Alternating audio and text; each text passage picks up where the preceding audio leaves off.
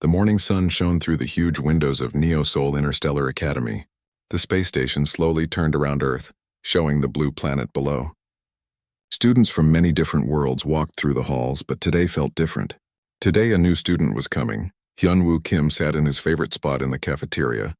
He always chose the table near the big window so he could watch Earth turn below. His breakfast sat half-eaten in front of him as he read his xenobiology textbook.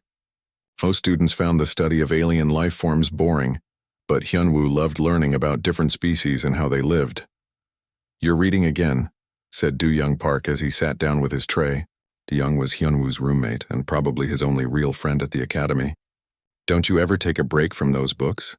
Hyunwoo looked up and smiled. "I like learning about other species. Did you know that some aliens can change their skin color based on how they feel? It's like wearing your emotions on the outside." Do-young laughed and shook his head. "You know too much weird stuff. That's probably why you don't have a girlfriend." Before Hyunwoo could answer, the cafeteria suddenly became quiet. Students stopped talking and turned to look at the entrance. A girl walked in, but she was not like any student they had seen before. She had pale blue skin that seemed to glow softly in the light. Her hair was white like snow and moved as if it was floating in water. Her eyes were large and violet like beautiful gems. She wore the standard academy uniform, but on her it looked strange. She was clearly not human. The girl looked around the crowded cafeteria. Her skin seemed to shift color slightly, becoming a little darker blue. She held her food tray with both hands and walked slowly between the tables. Students stared at her, some whispering to their friends. "What is she?" Do-young whispered to Hyunwoo. Hyunwoo watched the girl carefully. Her skin was now showing small patterns of light that moved across her arms and face. He had read about this before. "I think she's from the Nethys species. They're very peaceful people who live far from here. They can communicate through light patterns on their skin." The alien girl walked past several tables looking for somewhere to sit. At each table, students either ignored her or moved their bags to the empty seats. Some students got up and left when she came near. Her skin grew darker with each rejection. "Poor thing," Hyunwoo said quietly. "She's probably scared and lonely." "Well, it's not our problem," Do-young said, taking a big bite of his food. "She'll figure it out." The girl finally found an empty table in the corner, far from everyone else. She sat down alone and looked at her food. Her skin was now a dull gray color. Even from across the room, Hyunwoo could see that her hands were shaking slightly. "I should go talk to her," Hyunwoo said, starting to stand up. Do-young grabbed his arm. "Don't be stupid. Do you see how everyone is looking at her? If you sit with her, they'll think you're weird too." Haejin Lee is watching right now. Hyunwoo looked over at Haejin Lee, one of the most popular students in their year. Haejin was sitting with a group of other human students, and they were all looking at the alien girl and whispering. Haejin caught Hyunwoo's eye and shook her head slightly, as if warning him to stay away. Hyunwoo sat back down, but he kept watching the alien girl. She took small bites of her food and looked around the room with sad eyes. When groups of students laughed loudly, she would look over quickly as if she thought they were laughing at her. Maybe they were. After lunch, Hyunwoo saw the girl again in the hallway. Students walking behind her kept a large distance, and those coming toward her moved to the other side of the hall. She walked with her head down, carrying her books close to her chest. In his advanced physics class, Hyunwoo noticed she was there too. She sat in the back row alone. When Professor Chen asked for volunteers to answer questions, she raised her hand once, but he ignored her and called on someone else. Her skin flashed a quick red color before returning to gray. During the group project assignment, students quickly formed teams with their friends. The alien girl sat quietly at her desk while everyone around her made plans with others. When the teacher asked if everyone had a group, she raised her hand slowly. "I don't have a group yet," she said. Her voice was soft and musical with a strange accent. The teacher looked around the room. "Does any group need another member?" The room was silent. Students looked at their shoes or pretended to be busy with their papers. No one wanted to work with her. "I guess you'll have to do the project alone," the teacher said finally. "Make sure it covers the same amount of work as the group projects." The girl nodded sadly. Her skin showed quick flashes of different colors before settling back to gray. After class, Hyunwoo walked slowly behind her in the hallway. He wanted to say something, to tell her that he knew about her species and thought they were interesting. But every time he got close to speaking, he remembered Do-young's warning and Haejin's look.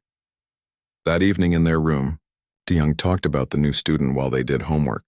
Did you see her in physics? She's in my galactic history class too. Professor Kim said she's here as part of some cultural exchange program. Her name is Velnara or something like that. Velnara, Hyunwoo repeated. It was a pretty name, yeah, whatever. The other students are already calling her the ghost girl because of how pale she is. Some of the guys from the Corvin species think she looks creepy. You know how they are about anything that seems weak? Hyunwoo knew about the Corvins. They were a warrior race that valued strength above everything else. They probably saw Velnara's gentle nature as a flaw. She's not weak, Hyunwoo said. The Nethys are actually very advanced. They have abilities we can't even understand, like what? Do-young asked. They can sense emotions and thoughts. Some people say they can even share memories through touch. But they only do it with permission because they think it's wrong to invade someone's mind. Do-young stopped writing.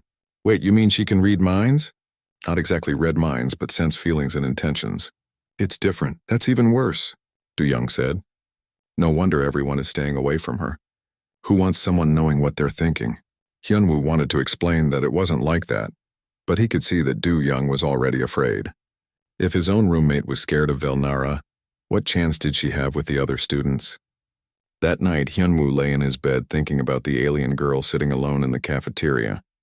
He thought about her sad violet eyes and the way her skin had turned gray when everyone rejected her. He thought about his grandmother's stories of brave people who stood up for others when no one else would. But he also thought about what would happen to him if he became friends with someone everyone else avoided. Would he lose Do-young's friendship?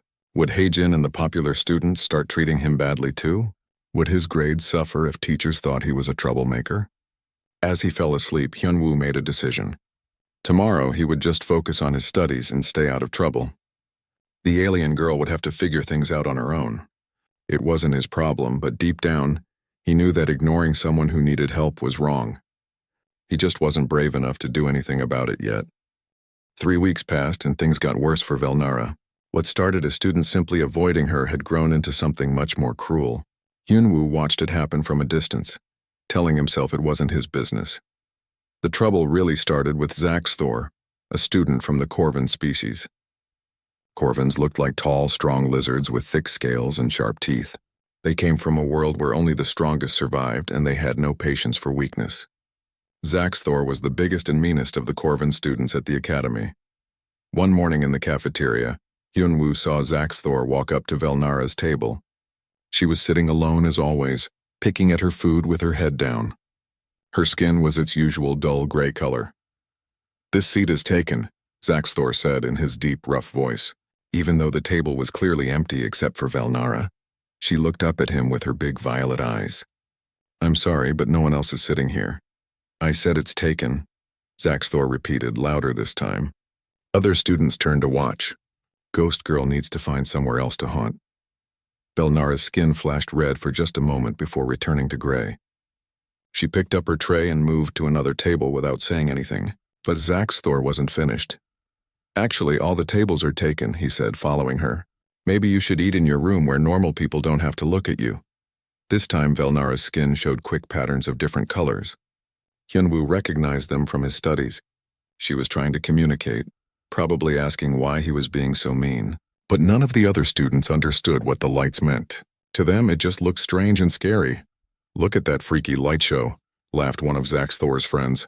"Is she trying to hypnotize us or something?" More students gathered to watch. Some laughed, others just stared. Velnara's skin went completely gray and the light pattern stopped. She left her food on the table and walked quickly out of the cafeteria. Hyunwoo wanted to follow her, to tell her that he understood what she was trying to say. But Do-young grabbed his arm. "Don't even think about it," Do-young whispered. "Zaxthor is looking this way. Do you want him to start picking on you too?" From that day on, the bullying got worse. Zaxthor and his friends would block Velnara's path in the hallways, making her walk around them. They would make loud comments about mind-reading freaks whenever she was nearby. Other students began to join in, afraid of being left out or becoming targets themselves. The worst part was that teachers seemed to ignore what was happening. Professor Yeon-soo taught galactic politics and was known for being strict about behavior. But when students whispered cruel things about Velnara during class, she pretended not to hear. When Velnara raised her hand to answer questions, Professor Yeon-soo would call on someone else. Why don't the teachers help her? Hyunwoo asked Du Young one evening. Du Young shrugged. Maybe they think she needs to learn to fit in better. Or maybe they don't want to cause problems with the other species. You know how careful the academy is about keeping everyone happy. But Hyunwoo suspected the real reason was that the teachers were afraid too. Afraid of the Corvin students and their warrior culture. Afraid of making waves with the popular human students. Afraid of defending someone who was different and alone. Things got much worse when someone started a rumor that Velnara had been reading other students' minds during exams. It started small with one student claiming she had looked at him strangely during a test. But rumors grow quickly in a place like the academy. I heard she knows all our answers before we even write them, said Nari Song, a human student who loved spreading gossip. She was always recording things with her personal device, hoping to catch something interesting for her social media accounts. That's why she always sits in the back, added another student. She's scanning our thoughts from there. The rumor spread through the school like fire. Students began to cover their papers when Velnara was nearby. Some demanded the teachers move her to a different seat, far from everyone else. A few students even asked to take their tests in separate rooms. The academy administration investigated the claims, but they found no evidence of cheating. Velnara's test scores were good but not perfect, and her answers were clearly her own work. But the damage was done. Now students didn't just avoid her because she looked different. They feared her. I heard her people can steal memories, whispered one student. My cousin said they can control your mind if you look at them too long, said another. None of it was true. But truth didn't matter anymore. Fear was stronger than facts.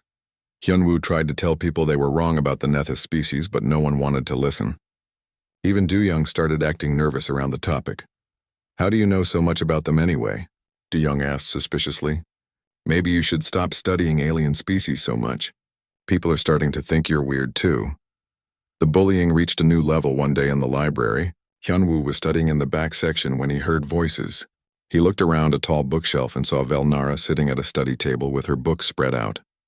Saxthor was there with 3 other students, 2 Corvins and a human. We know what you're doing, Saxthor said, leaning over her table. You sit here pretending to study, but really you're reading everyone's minds. Velnara looked up at him. Her skin was showing fast patterns of light, cycling through different colors. Hyunwoo could tell she was scared and confused. I don't read minds, she said quietly. My people don't do that without permission. It's wrong. Liar, said one of the other Corvins. Why else would they send you here? You're a spy. I'm not a spy, Velnara said, her voice getting smaller. I'm here to learn about other cultures. My people want to be friends with yours. The human student laughed. Friends? With something that can steal thoughts? I don't think so. Saxthor put his large clawed hand on Velnara's books. Here's what's going to happen, Ghost Girl. You're going to stay away from the study areas. Find somewhere else to do your spying. But I need to study, Velnara said. I have exams like everyone else. Not our problem, Saxthor said. He pushed her books off the table. They scattered across the floor with loud crashes. Velnara's skin flashed bright red, then deep purple, then went completely gray. She got down on her hands and knees to pick up her books and papers. Some pages were torn and her notes were scattered everywhere. The bullies laughed and walked away, leaving her alone on the floor gathering her things. Hyunwoo watched from behind the bookshelf. His heart was beating fast and his hands were shaking. He wanted to help her. He wanted to tell Saxthor and his friends to stop being cruel. He wanted to help her pick up her books and tell her that not everyone at the academy was a monster. But he didn't move. He stood there, hidden behind the books, watching a scared girl clean up her scattered schoolwork while trying not to cry. He watched her skin cycle through colors of pain and humiliation. He watched her gather the torn pages of notes she had worked so hard to write. And he did nothing. When Velnara finally collected all her things and left the library, Hyunwoo came out from behind the bookshelf. He felt sick to his stomach, not because of what the bullies had done, but because of what he had failed to do. That night, he couldn't sleep. He kept thinking about Velnara's face when her books hit the floor. He thought about how alone she must feel in a place where everyone either hated her or was too scared to help her. He thought about his grandmother's stories of brave people who stood up for others. But those were just stories. This was real life, and real life was more complicated. In real life, helping someone could make you a target too. Still, as he lay in his bed listening to Do-young snore, Hyunwoo couldn't shake the feeling that he was becoming someone he didn't want to be. Someone who watched bad things happen and did nothing to stop them. Someone who was just as bad as the bullies because he had the power to help and chose not to use it. The Academy's annual Cultural Harmony Day was supposed to be a celebration of all the different species that studied together. Students were encouraged to share their cultures, their foods, their music, and their traditions. For most students, it was a fun day to learn about each other and take a break from regular classes. For Velnara, it seemed like a chance to finally show everyone that her people weren't scary or dangerous. Maybe if other students understood her culture better, they would stop being afraid of her. Hyunwoo heard about her presentation from Professor Yeon-soo, who mentioned it during their galactic politics class. Miss Velnara will be giving a presentation about Nethys culture in the main auditorium today at 2 o'clock. All students are welcome to attend. Several students made disgusted faces or whispered comments to their friends. Zaxthor made a loud snorting sound that was probably supposed to be laughter. But Velnara, sitting alone in the back row, seemed hopeful for the first time in weeks. Her skin showed tiny sparkles of light blue, which Hyunwoo knew meant she was feeling optimistic. During lunch, Hyunwoo couldn't concentrate on his food. He kept thinking about Velnara and her presentation. Part of him wanted to go and support her, but another part was worried about what other students would think if they saw him there. "Are you going to watch the alien girl's presentation?" Do-young asked between bites of his sandwich. "I don't know," Hyunwoo said. "Maybe, are you?" Do-young laughed. "Are you crazy? Zaxthor and his friends are planning something. I heard them talking this morning. They're going to make sure her little show doesn't go well." Hyunwoo felt his stomach drop. "What kind of something?" "I don't know the details, but they think it's funny that she actually believes people want to hear about her freaky culture. They want to teach her a lesson about knowing her place." "That's horrible," Hyunwoo said. "It's not our problem," Do-young replied, using the same words he always used when they talked about Velnara. She should have known better than to put herself out there like that. At 2 o'clock, Hyunwoo found himself walking toward the main auditorium. He told himself he was just curious about Nethys culture, not that he was going to support Velnara. But deep down he knew he couldn't stay away. The auditorium was about half full, which was actually pretty good for a voluntary presentation. Many students had come just to see what would happen, especially after rumors spread about Zaxthor's plans. Hyunwoo found a seat in the middle section where he could see everything, but wouldn't be too obvious. Velnara stood on the stage looking small and nervous. She had prepared visual displays showing pictures of her homeworld and examples of Nethys art. Her skin was cycling through soft colors, showing her anxiety but also her hope that this would go well. "Hello everyone," she began, her musical voice carrying clearly through the auditorium's sound system. "Thank you for coming to learn about my people, the Nethys. We are very honored to have this chance to share our culture with you." She started by explaining where her people came from, a peaceful world covered in crystal forests that created beautiful music when the wind blew through them.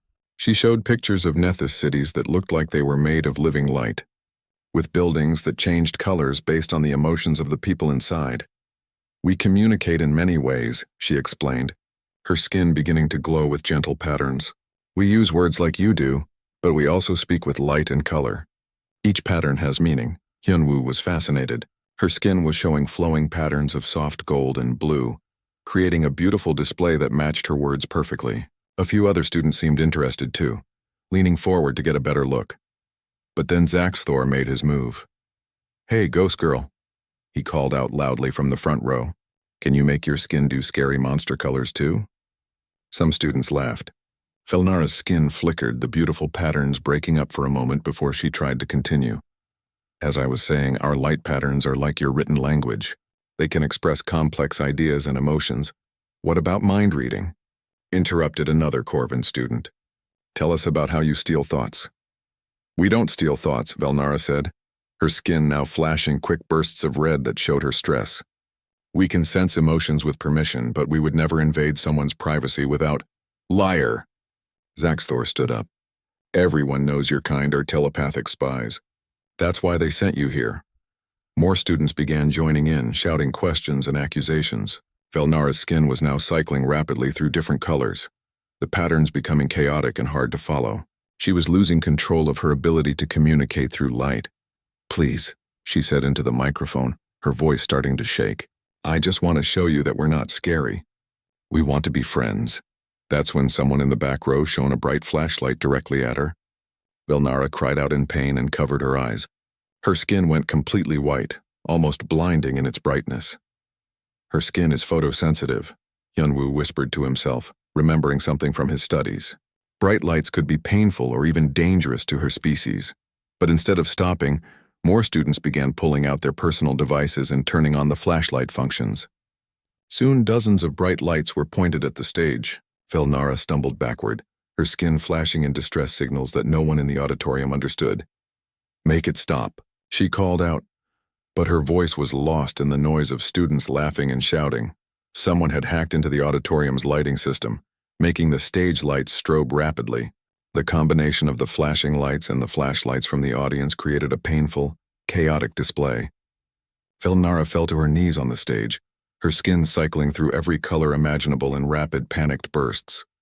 Hyunwoo looked around desperately. Some students were still laughing and recording everything on their devices. Others looked uncomfortable but didn't know what to do. A few teachers were present, but they seemed paralyzed by the chaos. Professor Yeonsu was standing near the back of the auditorium. She could have stopped everything with a single command, but she just stood there watching. Maybe she was afraid of the Corvin students. Maybe she thought Velnara deserved what was happening, or maybe she just didn't want to get involved. On the stage, Velnara collapsed completely.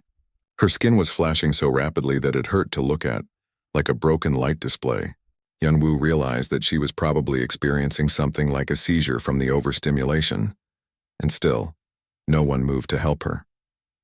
In that moment, Hyunwoo remembered his grandmother's stories about ordinary people who became heroes, not because they were strong or brave, but because they couldn't stand to watch someone suffer. He remembered her telling him that courage wasn't about not being afraid. It was about doing the right thing even when you were terrified.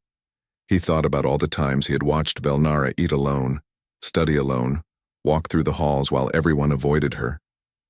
He thought about the library incident when he had hidden behind the bookshelf instead of helping her pick up her scattered books. He thought about the kind of person he was becoming by staying silent, and the kind of person he wanted to be. Hyunwoo stood up. "Stop it," he shouted, but his voice was lost in the noise. He pushed past other students, ignoring their surprised looks and angry comments. He ran down the aisle toward the stage, his heart pounding so hard he could hear it over the chaos. "Stop!" he yelled as loud as he could when he reached the front of the auditorium. Some students turned to look at him, but the lights kept flashing and Velnara kept convulsing on the stage. Without thinking about the consequences, Hyunwoo jumped onto the stage and ran to the lighting control panel. He didn't know much about the system, but he knew he had to make the strobing stop before it seriously hurt her. When he couldn't figure out how to work the controls, he did the only thing he could think of. He smashed the panel with his fist, breaking the circuits and cutting power to the stage lights. The auditorium fell into dim emergency lighting. The chaos slowly died down as students realized what had happened. Hyunwoo knelt beside Velnara, who was still shaking on the floor. Her skin had finally stopped the rapid color changes and was now a pale, almost transparent blue. He could see tears running down her face. "Are you okay?" he asked quietly. She looked up at him with her large violet eyes full of pain and confusion and something that might have been gratitude. "Why?" she whispered. "Why did you help me?" Everyone else, Hyunwoo helped her sit up. Around them, the auditorium was completely silent. Hundreds of students were staring at them, and Hyunwoo suddenly realized what he had done. He had chosen a side. There would be no going back to being invisible now, because it was wrong, he said simply, loud enough for everyone to hear. Because you didn't deserve that. Because someone had to. For the first time since she had arrived at the academy, Velnara's skin showed a soft, warm, golden glow, the color of gratitude and hope. The next morning, Hyunwoo woke up to find cruel messages on his personal device. Someone had posted videos of him helping Velnara, and the comments were ugly. "Alien lover thinks he's a hero. Traitor to his own species. Hope the ghost girl was worth ruining your life." Do Young was already awake, sitting on his bed and staring at Hyunwoo with a mixture of anger and disappointment. "Are you completely insane?" Du Young asked as soon as he saw Hyunwoo was awake. Do you have any idea what you've done? Hyunwoo sat up slowly. His hand still hurt from punching the lighting panel and his whole body felt tired, but he didn't regret what he had done. I helped someone who needed help, he said simply. You destroyed school property. You embarrassed the Corvin students in front of the whole academy. Zaxthor is furious, and he's not the only one. Heijin told everyone that you've lost your mind. Du Young stood up and started pacing around their small room. I've been your friend since we got here, but I can't defend this. People are already asking me if I knew you were planning something like this. I didn't plan anything, Hyunwoo said. I just couldn't watch her suffer anymore. Well, now you're going to suffer instead, Du Young snapped.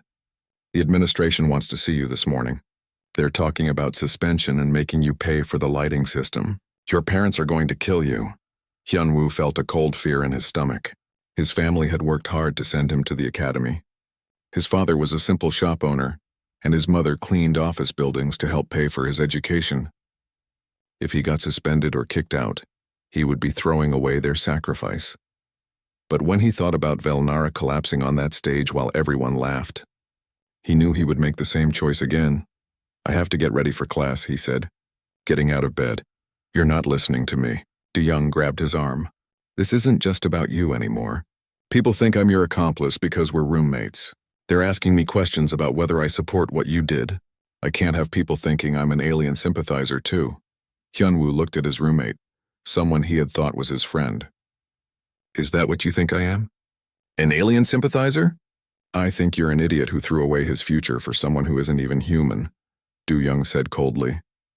The words hit Hyunwoo harder than he expected. If Du Young felt this way, what would the other students do? He found out soon enough. When he walked into the cafeteria for breakfast, conversation stopped and people stared at him.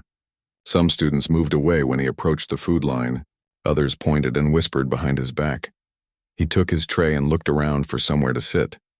His usual table with Du Young was full of other students now, and there was clearly no place for him.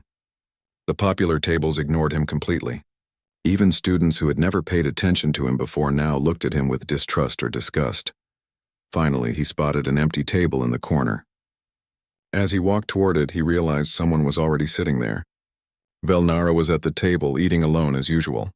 Her skin was a soft pale blue, which he had learned was her normal resting color.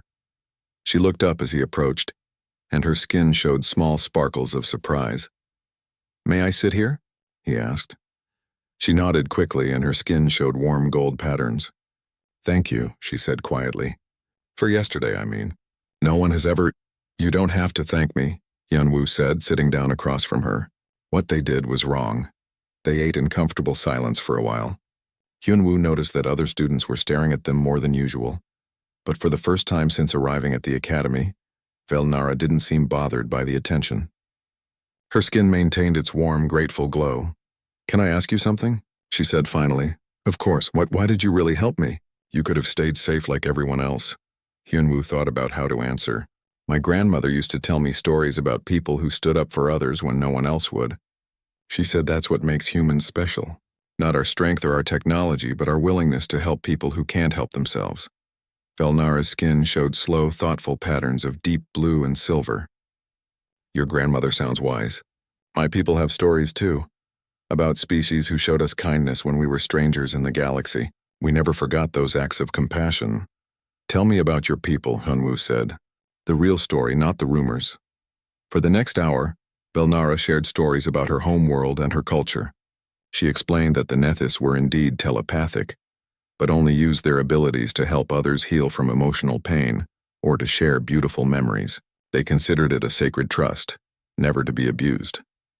We can sense emotions and intentions, she explained, her skin showing gentle teaching colors. But we cannot read specific thoughts unless someone opens their mind to us willingly. Even then, we only share what they want to share. Then why don't you tell people the truth? Why let them believe the rumors? Velnara's skin dimmed slightly. I tried, but no one wanted to listen. And my people taught me that you cannot force understanding. It must be freely given. Hyunwoo realized how lonely she must have been, carrying the truth but unable to share it with anyone who would believe her. Their conversation was interrupted by a shadow falling across their table. Zaxthor stood there with two of his Corvin friends, their scales gleaming under the cafeteria lights. Well, well, Zaxthor said in his rough voice. The hero and his pet alien having a nice chat. Hyunwoo's heart started beating faster, but he tried to stay calm. We're just eating lunch, Zaxthor. Leave us alone. I don't think so, Zaxthor said, sitting down uninvited at their table. His friends flanked him on either side. You made me look bad yesterday, human. That was a mistake. Velnara's skin was cycling through nervous colors, but she stayed quiet. Hyunwoo could see she was afraid, but she wasn't going to abandon him like everyone else had. You made yourself look bad, Hyunwoo said, surprised by his own courage, attacking someone who never hurt you, using lights that could have seriously injured her. That's not strength. That's cruelty. Zaxthor's eyes narrowed dangerously. You think you understand strength, little human? My people have been warriors for thousands of years. We know what weakness looks like and we know what to do about it. Your people are bullies, Hyunwoo said, standing up. His legs were shaking, but his voice was steady. Real strength is protecting people who can't protect themselves. Real strength is doing what's right even when it's hard. The cafeteria had gone completely quiet. Everyone was watching the confrontation, waiting to see what would happen. Zaxthor stood up too, towering over Hyunwoo with his thick scales and sharp teeth. You want to see real strength? I can show you. But before things could get worse, other students began joining them. First, a thin human boy named Taemin sat down at their table. Hyunwoo recognized him as someone who stuttered and was often mocked by other students. Hyunwoo is right, Taemin said, his voice shaking but determined. What you did yesterday was wrong. Then Kira, a quiet student from a herbivorous species, sat down as well. My people know about the Nethys, she said in her soft voice. They are peaceful and kind. The rumors about them are false. One by one, other students who had been outsiders or victims of bullying began to gather around their table. They didn't say much, but their presence sent a clear message. They were choosing sides. Zaxthor looked around at the growing group with confusion and anger. He was used to intimidating individual students not facing organized resistance. This isn't over, he said finally, backing away from the table. You've made enemies of the wrong people. As the Corvins left, Hyunwoo sank back into his chair. His hands were trembling from adrenaline, but he felt something he hadn't experienced in a long time. Pride. Velnara's skin was glowing with warm, grateful colors, and the other students at their table were talking quietly among themselves. For the first time since arriving at the academy, none of them were sitting alone. Thank you, Velnara said to everyone at the table. All of you. I never expected. We should have done this a long time ago, Kira said gently. No one should have to face bullies alone. As they finished their lunch together, Hyunwoo realized that something had changed. He was no longer the invisible student who watched bad things happen from a safe distance. He had found his voice and his courage, but he also knew that Zaxthor was right about one thing. This wasn't over. The bullies would not give up easily, and the real test of their newfound alliance was still to come. The attack on their small group came 3 days later, during the evening study period. Hyunwoo was in the library with Velnara, Taemin, Kira, and Jinho, a human student from a poor family who had joined them after the cafeteria incident. They were working on assignments together, something none of them had been able to do before. Velnara was helping Taemin with his xenobiology homework, her skin showing gentle teaching patterns of soft blue and gold. Her patient explanations were helping him understand concepts that had confused him for weeks. Your people really are natural teachers, Hyunwoo said, watching her work. We believe knowledge should be shared freely, she replied, her skin sparkling with happiness. On my world, the elders spend their time teaching the young ones, and the young ones grow up to teach others. It is how we all grow wiser together. Their peaceful study session was interrupted when the library's main lights suddenly went out, leaving only the emergency lighting. In the dim red glow, Zaxthor and a larger group of students surrounded their table. This time it wasn't just Corvins. There were humans and students from other species too, all united by their hatred for anyone who was different. Studying hard, outcasts, Zaxthor sneered. Learning how to be freaks together? Hyunwoo stood up, his heart pounding. What do you want, Zaxthor? I want you to understand your place, the Corvin replied. You think you're heroes because you protect the ghost girl? You're just making things worse for everyone. One of the human students, a girl named Sunhee who Hyunwoo had thought was decent, stepped forward. My parents are threatening to transfer me to another academy because they heard about aliens reading minds here. Do you know how embarrassing that is? The Corvins are talking about filing complaints with their government, added another student. They say this place isn't safe for their children anymore. What happens when they pull out and take their funding with them? Hyunwoo realized that the bullying had grown beyond simple cruelty. Now the bullies were claiming they were protecting the academy's reputation and funding. They were making it seem like Velnara and her friends were the real problem. That's not true, Velnara said quietly, her skin showing sad gray patterns. I never wanted to cause problems for anyone. But you did cause problems, Zaxthor said, moving closer to their table. And now your human pet has made it worse. Time for both of you to learn some respect. The group of bullies began closing in, and Hyunwoo knew they were outnumbered. But before anyone could move, something unexpected happened. Velnara suddenly cried out in pain and collapsed to her knees. Her skin began flashing rapidly through every color imaginable, brighter and more intense than Hyunwoo had ever seen. The light was so bright it filled the entire library section where they were sitting. What's happening to her? Taemin asked frantically. Hyunwoo knelt beside Velnara, remembering something from his xenobiology studies. It's an emotional overload, he said. When her people experience extreme trauma or stress, they sometimes lose control of their telepathic abilities. The flashing lights on Velnara's skin weren't just random colors anymore. They were forming patterns, complex symbols, and images that seemed to tell a story. And then, impossibly, Hyunwoo began to understand what they meant. It wasn't his mind reading the patterns. It was Velnara's mind accidentally sharing her memories with everyone nearby. Suddenly, every student in that section of the library experienced a flood of images and emotions. They saw Velnara's arrival at the academy through her eyes, felt her excitement and hope at meeting new species. They experienced her confusion and hurt when students avoided her, her terror during the Cultural Harmony Day attack, and her overwhelming gratitude when Hyunwoo helped her. But most importantly, they felt the truth about her people. They experienced the Nethys philosophy of compassion and healing. They understood that her species could indeed sense emotions, but only use this ability to help others, never to harm or invade privacy. They felt her loneliness, her desperate wish to make friends, and her growing love for the human concepts of courage and loyalty that Hyunwoo had shown her. The telepathic sharing lasted only a few seconds, but it changed everything. When the lights on Velnara's skin finally dimmed, the library was completely silent. Students throughout the area were staring at her with new understanding. Some had tears in their eyes. Others looked ashamed of how they had treated her. Zaxthor was the first to speak, and his voice was different now. Quieter, more uncertain.